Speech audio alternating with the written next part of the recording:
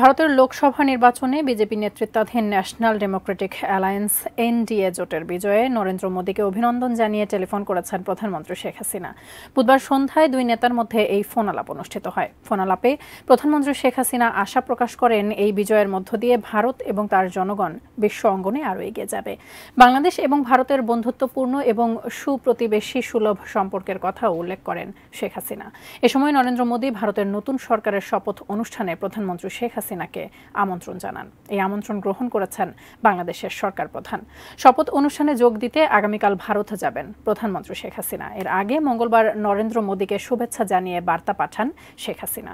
জবাবে নরেন্দ্র মোদী সামাজিক যোগাযোগ মাধ্যম এক্সে ভারত বাংলাদেশের দীর্ঘদিনের সুসম্পর্কের কথা উল্লেখ করে বলেন, এই সম্পর্ক আগামীতে আরও শক্তিশালী হবে।